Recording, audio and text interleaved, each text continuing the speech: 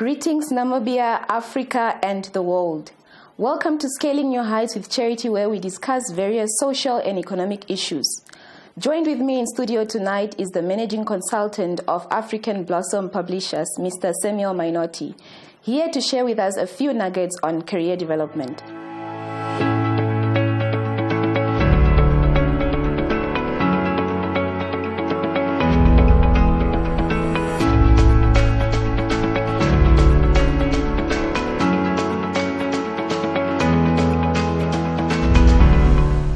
Welcome, Mr. Samuel. Thanks so much, Charity. Thanks for having me here. Right.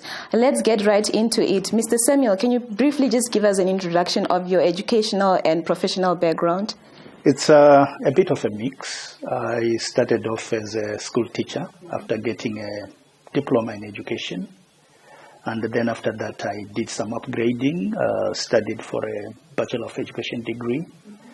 Then after some few years, I decided to branch off out of education, and I studied a postgraduate diploma in project planning and management. And still along the way, moved up and did a master's in development studies. So I've been a school teacher for some 11 years. And after that, I moved into NGO work with local and international NGOs. And thereafter, I moved into development consultancy. And publishing also came in along the way, and it became part of the mix. So I'm more into publishing currently. Right, quite interesting. In the first place, is teaching what you wanted to pursue, or was it under certain circumstances perhaps? Quite interesting. I think I could say that it was a result of the circumstances during the time. But, in my society and in my environment, we actually looked up to teachers. We admired teachers. We admired civil servants like teachers, nurses, police officers. So I admired teachers, and I thought it was also something good to become one. But honestly speaking, it wasn't like what I would call number one. It was something that came early, something that came first, something that was sort of like a way out of a situation that I wanted so much to escape. So I can't say teaching was my primary goal, but it was something that I got into because I had to, and because it was something that came at the time, in order to take me to some other desired place. Right. In the introduction, you've mentioned quite a variety of professions right there, but what captured my attention was the 11 years that you've taught. What made you make that right turn and pursue all these other careers that came after the teaching? I think it was a desire for growth, a desire for new things, a desire for adventure, a desire for something more exciting, a desire for something more rewarding. I should say that I pretty much enjoyed teaching. I mean, it was great being with learners. It was great seeing, those young persons, interacting with them. I really enjoyed the speaking. I enjoyed the teaching. But I think maybe it's the nature of life. I desired to, explore something new, grow, exploring new lands, conquering new lands, as it were. So it was a desire for growth, a desire for more fulfillment, a desire of having a sense of moving up and going out wider into something that was there to be explored. Right. Should we suggest that you are currently living your passion? Are you satisfied with what you are doing, or you still have... Satisfied, I'm not sure whether I can say satisfied, because at the moment I would say I am satisfied. It might mean the end of growth, the end of innovation, the end of exploration. But I'm happy with what I'm doing. I love what I'm doing, and I feel I'm doing what I love. So not satisfied. I still want to grow in this space that I'm occupying currently. I want to grow. I want to explore new things. I want to discover new things. I want to conquer more lands, as it were. Yes, you are not satisfied, but is it fulfilling, maybe? It is fulfilling. I'm happy. Right. Yeah, to a degree. Okay. Yeah. If, let's say, another opportunity arises different from what you are currently doing, would you leave that you're doing now to pursue something different? Or I'm not sure, what type of an opportunity that would be that would make me to say, let me abandon what I'm doing currently and totally pursue something different. I believe that where I am currently, there are endless opportunities. It's a world on its own. There are opportunities of growth in there. There are opportunities of new things in there. A lot of things can still be discovered. So maybe, Charity, I would say that if something comes and calls me in a different direction, unless it's quite, a dramatic experience, like maybe a divine encounter, then maybe I can leave. But in the meantime, I'm happy with what I'm doing, and I still believe that in this same path that I am in, there are a lot of things to discover, a lot of things to explore, a lot of things to enjoy. Right. Now, Mr. Samuel, statistics have shown that globally 48% of employees are not satisfied with their jobs. What do you think are the reasons why people fail to come out of this? I think there are quite a number of reasons, but the primary reason is that, it is systemic. It is what the world has made people to expect and to be part of, where, the expectation is that you go to school, after school, you maybe do a course, a program, some type of training, become a professional, and get a job. And once you get a job, then life goes. You are able to pay your bills, you are able to maybe pay your loans, and you are able to put food on your table. So people go to work, get employed, not because what they are doing is what they love, but primarily because they have to make a living. They have no other option. So I think that's the primary reason why people at times get disillusioned, get frustrated by their workplaces. But of course, there are other dynamics as well. It could be maybe the social mix at the places where they work. It could be personality issues with the bosses. And also, an issue that some people may end up feeling overworked, exploited, even underworked. Some people feel underutilized, underemployed. They feel maybe not appreciated. So I think it's a matter of being maybe not in the right place with the right people, and also doing something that somebody desires and really loves, and that causes a lot of dissatisfaction. That's my view. Right. So moving further on, what's your advice to these people?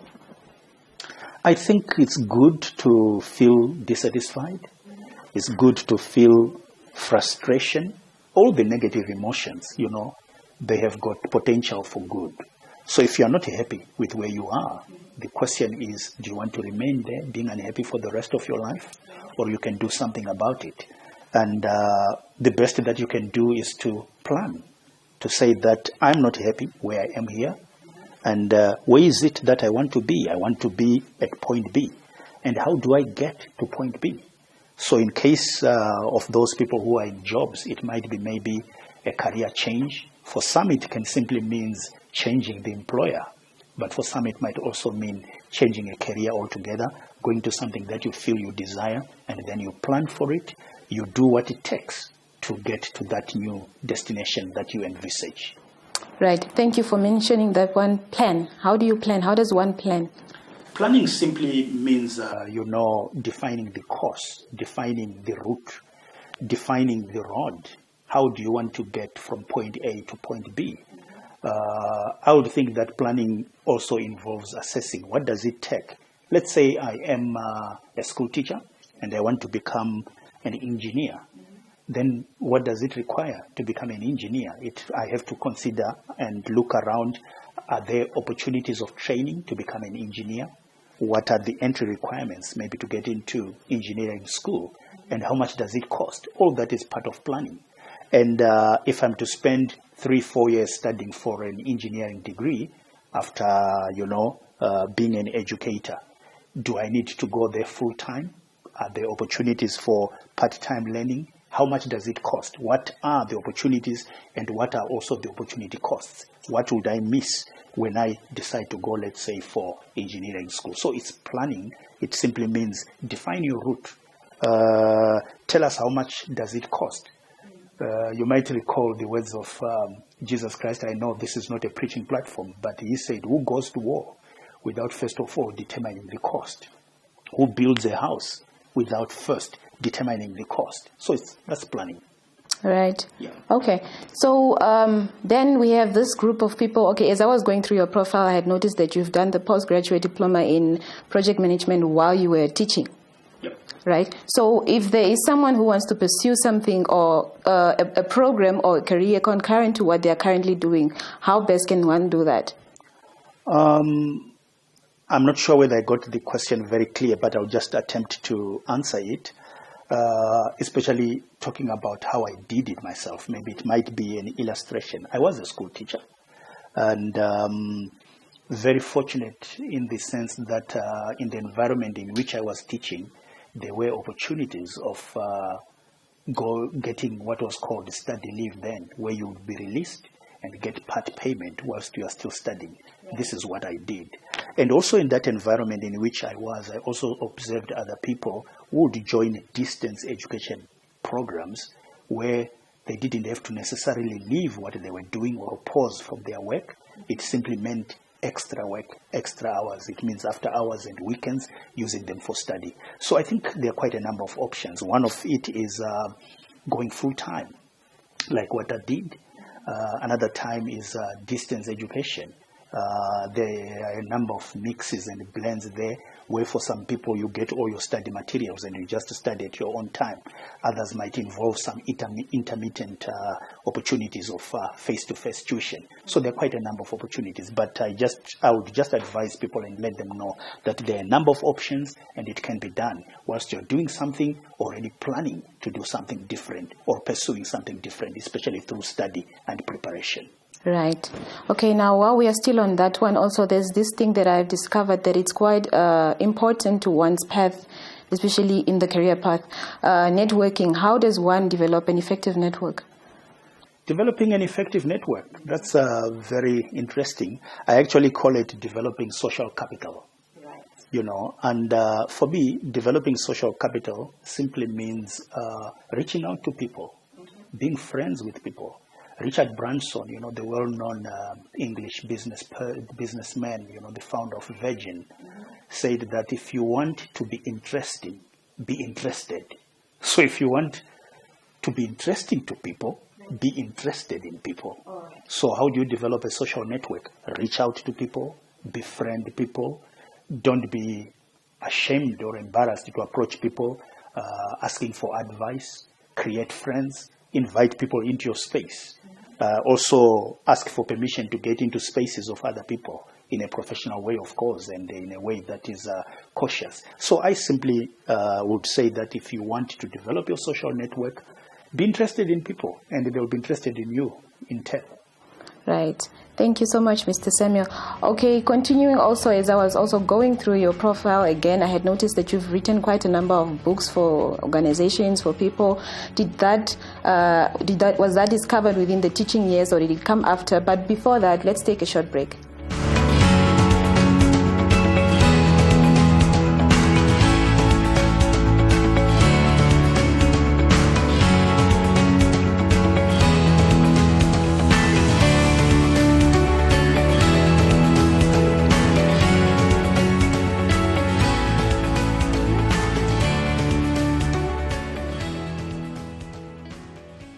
Welcome back, viewers. Mr. Samuel, before we went for the break, I had asked you about the books that you've written. Was that discovered within the teaching years or did it come after? I think I discovered it before even I became a teacher, before I completed high school and went to university. I think the discovery was like, I discovered that I had a desire to write stories.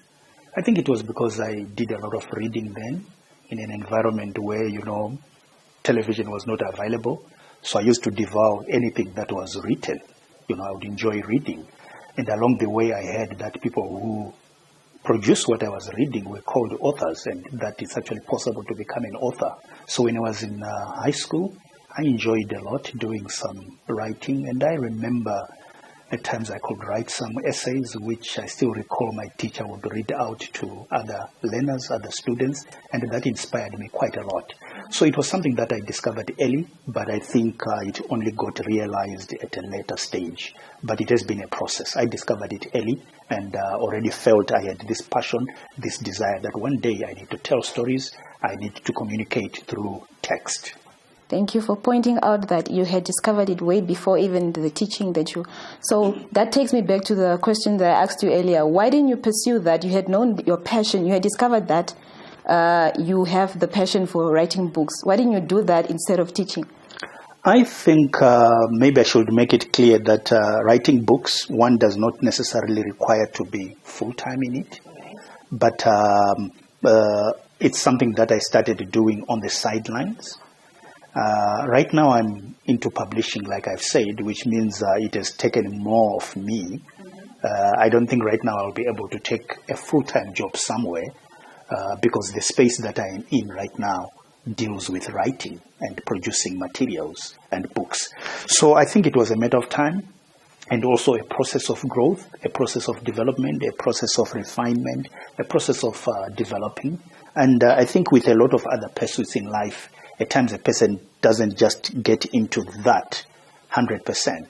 Be it music, be it other pursuits, you find that you discover it, you develop in it whilst you are still doing something. In most cases, what you'll be doing then, it's one of those things that you do because you want to pay bills, but your destiny will still be calling you. So I couldn't get in there full time. I don't think my skill was refined yet. I don't think I had developed yet. I think I would starve if I had decided just to get full time into writing then. I needed to do something. I needed something to hold on to whilst I was pursuing that passion. Right. You had mentioned that it was a process. How long did it take for it to be fulfilled? Like I told you, I started having this desire when I was very young, and it was getting fulfilled in what I would call installments, in bits and pieces. So, when I was in school, just writing an essay which gets read out to other learners, for me that was writing already, even before publication. And I enjoyed that type of affirmation. And when I became a worker in the NGO world, just writing a report, it was writing. And, if you can write a report that would get consumed by the target readers, that was great. And part of my NGO work, when I was working for an international NGO, I remember writing what were called success stories, which were not like reports, but profiling individuals and situations in a way that is more like storytelling. And already I enjoyed that. And at some point, I also initiated a quarterly magazine for a local NGO where I would write some stories, write some reports. I was enjoying it. So, it has been gradual. It has been in installments. Yeah, and I've been enjoying it along the way up to now. And I still look forward to a lot for the future. Well, as we are still talking about passion, it is something that many of us are struggling to identify areas that we are passionate about or things that we are passionate about in order to pursue them. What is the difference between talent and passion? Talent, of course, has got to do with, an ability, whilst passion is a desire. And maybe I should also indicate that I think the two go hand in hand. And a lot of young persons, particularly at some point, struggle because they find that they have got passion being drawn in many different directions. Actually, psychologists call that period, an identity crisis where a person at some stage struggles with identity to say, who am I? Where am I supposed to be going? But if you find something that is incessantly pulling you, something that takes away sleep from you, something that energizes you, something that you'll say, oh, the night is so long, let me, sleep and hope daybreak comes so soon so that I continue with what I was doing because I love this thing. That could be an indicator of your passion. And passion normally points out to where your hidden potential lies, your area of talent. And I also want to explain that talent, when it's still undiscovered, it's so raw. It doesn't mean that you have to be good at something to say that this is my area of talent. Because even if you discover talent, you still need to practice, you still need to refine it, you still need to develop in a particular area. But passion tends to lead you to where your talent lies. Right. Still on that one, which one is more important than either? Both. I think talent would depend on you discovering a passion. Let's say potentially you are an artist. But if you feel so cold, you have no desire for art, you will never become an artist. And on the other hand, maybe if you don't have any latent ability in art, and then you desire it, maybe you can become an artist of some sort. But, I wouldn't want to discourage people that if you desire something and you're struggling with it, it might mean it's not your area of talent. But I can only say that the two are linked together. You need passion, you need talent. And for me, in terms of what is important, I would think that passion is actually very important, because once you have got a strong desire for something, it pushes you to practice, it pushes you to spend many hours doing it, it pushes you to desire to improve in that area until your skill gets honed, it gets refined. Right. Now, Mr. Samuel, throughout your journey as an author, as a teacher, as a publisher, have you perhaps pursued something that failed, and what kept you motivated besides the setbacks? I think setbacks are part of life.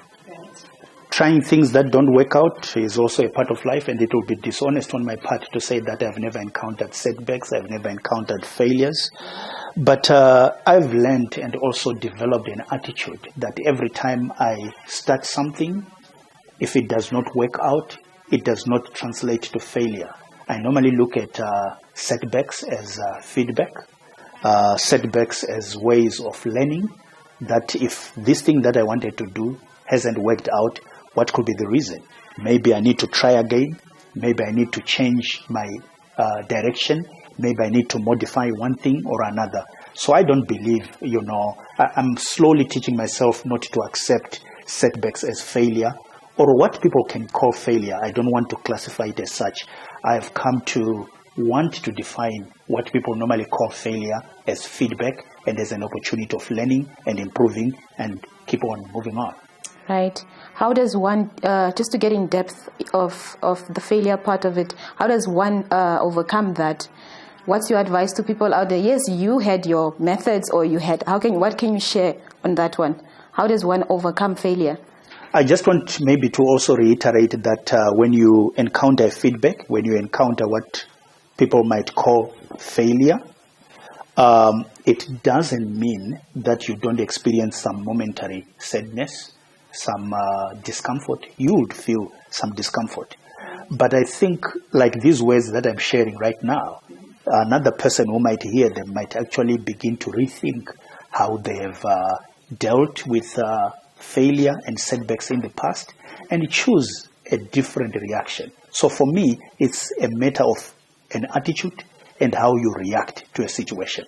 I think in the past, if something didn't work out, I would condemn myself and say, maybe I'm not good enough, maybe I'm weak, maybe I'm a failure. But right now, when things don't go the way I want them to go, I would say, what are the lessons to be learned here? How can I do it differently? Right. Yeah. Okay, now there's another thing also, adverse situations whereby at times I try something and it fails. I try something different, it fails. What's your advice to those kind of people? Because really at times you get so discouraged. You try something, it fails. You say, no, maybe this one is not for me. You try something different, it fails. What's your take on that? Yeah, there is no, one size and one cut for an answer there. Because circumstances differ. For some people, failure means trying something in an hour, it doesn't work, then they quit. They start already something new. Yes. So part of the bottom line is that before you say you have failed, how long have you spent on that particular pursuit? And also, what type of assistance have you sought? And what type of adjustments have you tried to do in order to overcome that particular issue that you're calling failure? I can give you maybe an interesting illustration. If I desire to play a guitar and in 5 minutes' time, I might not have mastered anything. And if I define that in 5 minutes I haven't played the guitar, it hasn't worked, I failed, let me try a trombone, and it doesn't work in 1 minute, then I move on. I'm just hopping from place to place. And I think the English persons have said that a rolling stone gathers no moss. So you don't need to be a rolling stone. If you can stay in an area for a while, learn the lessons, persevere, possibly due to the social network that we talked about, maybe you've got some persons that cheer you on, that encourage you, because you also need people, part of the social network. I think if you have got a good social network, you'll have some persons who would encourage you, who will tell you that things will work out. But I think the bottom line here is don't quickly rush to conclude that I failed. Let me try something. Otherwise, you'll try all the musical instruments. You'll try all the things that are there to be tried. You'll die trying. So I think at one point, it's good to stay in an area and learn the ropes and keep on persevering, encourage yourself. Study some people who have succeeded in that area that you are trying. What is it that they did? You might discover that a lot of people that we call successful in their areas of pursuits, they've got stories where they would recount some dark moments where they thought they had failed, but they persevered. Something kept on nudging them to keep on going, and they did just that. So you might need encouragement from other people who have been in a particular arena. Read their stories, hear their stories, and you'll discover what you might define as failure is even nothing compared to what they overcame. Right. And then we have a group of people who have brilliant ideas. They are passionate about it, but they do not have the necessary or the right resources. What's your advice to these people? Quite interesting. I don't know, what do you mean by right resources? Is it money? Money? Opportunities, like at large, yes. Yeah. I would say that if you've got passion, another person whom I admire a lot, the late Miles Monroe, used to say that vision attracts provision. Not only that, if you have got a passion for something, it causes you to even hustle to get resources, to knock doors until you get resources. So if you hear people saying that, I've got so many ideas, or I've got this brilliant idea, but, I need some help from overseas or some help from another place. At times it might mean you just wish for it. You don't really desire for it. Maybe if I had time, I would have told you the story of Booker T. Washington, who so much desired education, arrived at a place looking for a school place, and the person, that lady, the school principal, asked Booker T. Washington, because, he had traveled long, he didn't look attractive, he was dirty. The woman asked him, "Can you clean my office?" And Booker T. Washington took that as an opportunity. He cleaned that office in a way that it had never been cleaned before. And he said that I've learned to do something. I do ordinary things in extraordinary ways. So passion causes you to innovate. It causes you to do something in a very different way that at the end you might find the resources coming. And I would think that passion can make a way. It can cause you to hustle. All right. It can cause you to start even small. Right. Still on that one, it is said that your network is your net worth. How should one use networks to liberate themselves from career traps? Quite interesting. Maybe you might repeat, your network is your net worth. Oh, quite interesting. I think, again, it comes back to what I called social capital. Yes. The Chinese have said that if you want to go fast, go alone. But if you want to go far, go with other people. Mm-hmm. So how would you benefit from your networks? I think it's a lot of things there that you can get from your networks, from people that you know. At times it's just getting an idea, getting advice, getting feedback, which is also very important, even getting criticism. Okay. Yeah, I've said that a lot of these things that we call negative, they actually carry opportunities. Mm-hmm. If somebody criticizes you, you have to say, why are they criticizing me? If there was nothing to criticize, would they have criticized me anyway? So from social networks, I think you get quite a lot that propels you forward. Advice, feedback, good criticism, encouragement. That's the way you translate social capital into maybe new pursuits and new achievements and new levels and new milestones in life. Right. Maybe at times you can even borrow money if people want to lend you money. That's part of social capital, although I wouldn't encourage that. Okay. Still on that one, there's this thing which I personally find is something that really hinders one from actually overcoming or really pursuing what they are passionate about. It is this thing we call procrastination. What's your take on that one? How does that affect one's effectiveness in a career, for instance? Obviously, procrastination delays you. They say that procrastination is the thief of time. It means every time you procrastinate, you are losing time. And time is not a renewable resource. If you lose an hour, if your life was going to have 1,000,000 hours, it means you have got an hour less in terms of your total lifespan. So how do you overcome procrastination? I think there are a number of ways. Number one, you might need actually a written plan in terms of when you want to do something. And you might also need another person to sort of like monitor you. How do you do it? You don't simply go to a person and say, please, can you monitor me? At times, the way I've done it myself, I normally tell people what I want to do. That maybe by the end of this year, I want to write a book. And if that person is good, you meet them after a month, they'll ask you, how far have you gone with that book? That keeps on nudging you. That keeps on putting you back on track. So at best, I think you need, that social network again, so that you have got some people who sort of like remind you, monitor you, but you also need just to develop self-discipline by making sure that you do things and not give up along the way. And another way of overcoming procrastination, which I find very useful, is when you pursue something, don't desire to do something big at once. Right. Take one bite at a time. Otherwise, if I think of writing a book that is 90,000 words, that is very frightening. But if I look and say, I can actually do 500, 1,000 words, 2,000 words in a day, it's one bite at a time until the whole mountain is built. So some people procrastinate because they want to do something all at once. If they decide to lose weight, they want to lose it overnight. Right. If they decide to write a book, they want to write it in 2 hours. If they decide to play a guitar, they need to master it in 1 hour. You certainly give up and keep on procrastinating. So another way, do a bit at a time. Be realistic to yourself.